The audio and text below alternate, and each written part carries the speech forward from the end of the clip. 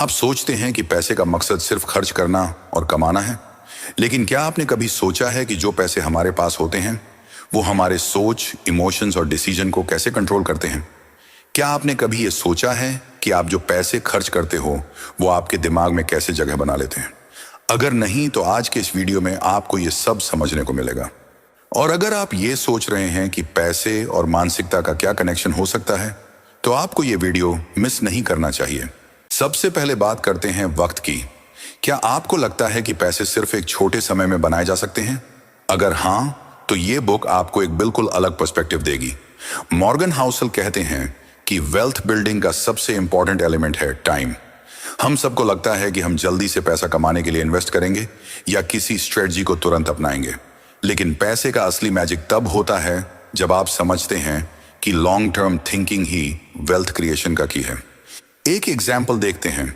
अगर आप अभी अपने इन्वेस्टमेंट्स को सही जगह लगाते हैं और उसमें टाइम देते हैं, तो आपको इससे जो ग्रोथ मिलेगी वो छुपके से लेकिन जरूरी होती है। वॉरेन बफेट भी ये कहते हैं, the stock market is a device for transferring money from the impatient to the patient. ये बात आपको ये समझाता है कि वेल्थ का बिल्डिंग प्रोसेस पैडियंस और टाइम के साथ होता है। अब बात करते हैं किस्मत और स्किल के बीच के डिफरेंस की।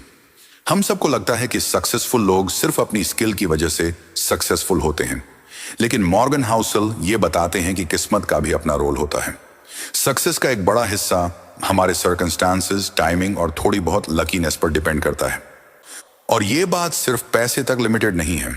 हमारे डिसीजन, चाहे वो करियर, बिजनेस या इवन पर्सनल लाइफ के हों, कभी कभी वो सक्सेस सिर्फ किस्मत पर भी डिपेंड करते हैं। आपने सुना है ना, जितना आप कमाते हैं उतना जरूरी है कि आप कहां और कैसे खर्च करते हैं। ये बात द साइकोलॉजी ऑफ मनी में भी हाईलाइट होती है। मॉर्गन हाउसल ये बताते हैं कि हमारे फाइनेंशियल डिसीजंस हमारे बिहेवियर पर काफी ज्यादा डिपेंड करते हैं। अगर आप इमोशनली अपने पैसे को हैंडल करते हैं तो आप बहुत बेहतर तरीके से फाइनेंशियल स्टेबिलिटी अचीव कर सकते हैं। हमारी इमोशनल डिसीजंस जैसे कि इम्पल्सिव शॉपिंग या ओवर स्पेंडिंग अक्सर हमारे फाइनेंशियल गोल्स को डिसरप्ट कर देते हैं। और जब हम इमोशनल कंट्रोल रखते हैं तब हम अपने फाइनेंशियल गोल्स को आसानी से अचीव कर लेते हैं।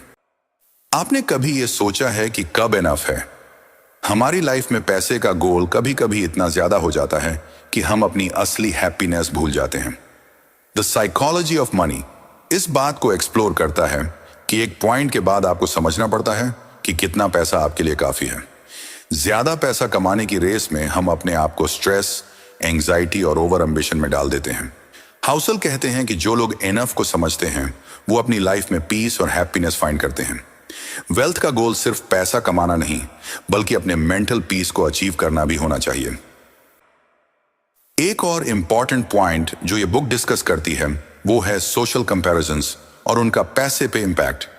आजकल हम सब अपनी लाइफ को सोशल मीडिया पर देखते हैं और अपने फ्रेंड्स, कॉलेजेस और इन्फ्लुएंसर्स को देखकर अपनी फाइनेंशियल जर्नी को कंपेयर करते हैं। लेकिन ये कंपैरिजन अक्सर हमें खुद को नीचा फील कराने और अननेसेसरी प्रेशर में डाल देता है। हाउसल कहते हैं कि ये कंपैरिजन करना हमें अपने असली गोल से दूर कर सकता है। हर किसी का फाइनेंशियल जर्नी अलग होता है और आपको अपनी अपनी पेस पर अपने फाइनेंशियल गोल्स अचीव करना चाहिए। अगर आप इन्वेस्टमेंट या बिजनेस के बारे में सोच रहे हैं तो ये समझना जरूरी है कि हर इन्वेस्टमेंट रिस्क के साथ आता है। मॉर्गन हाउसल कहते हैं कि पैसे को समझने के लिए हमें अनसर्टेनिटी को एक्सेप्ट करना पड़ता है। लाइफ में किसी भी डिसीजन के साथ रिस्क होता है और जो लोग रिस्क को समझते हैं और एक्सेप्ट करते हैं वो लॉन्ग टर्म में बेहतर फाइनेंशियल आउटकम्स अचीव करते हैं। रिस्क का मतलब ये नहीं होता कि आप जो चाहते हो वो बिल्कुल ही गलत हो, बल्कि ये कि आपको अपने डिसीजंस को समझदारी से लेना पड़ता है। आज हमने द साइकोलॉजी ऑफ मनी की कुछ लेसन्स देखी कि पैसे का असली पावर टाइम, पैटियंस और अपनी थिंकिंग से होता है। हाउसल हमें यह सिखाते हैं कि हमारे फाइनेंशियल डिसीजंस काफी कुछ हमारे इमोशंस और बिहेवियर पे डिपेंड करते हैं। और सबसे जरूरी बात, जब हम अपनी लाइफ को एनफ के पर्सपेक्टिव से देखते हैं तो हम ज्यादा पीसफुल और बैलेंस्ड लाइफ जीते हैं। अगर आपको ये वीडियो पसंद आई हो तो प्लीज लाइक करें और सब्सक्राइब करें। और अगर आपने द साइकोलॉजी ऑफ मनी पढ़ी है तो अपने एक्सपीरियंस हमारे साथ शेयर करें। आप किस फाइनेंशियल डिसीजन को सबसे चैलेंजिंग समझते हैं? Thanks for watching and remember, It's not about how much you make, it's about how you manage it.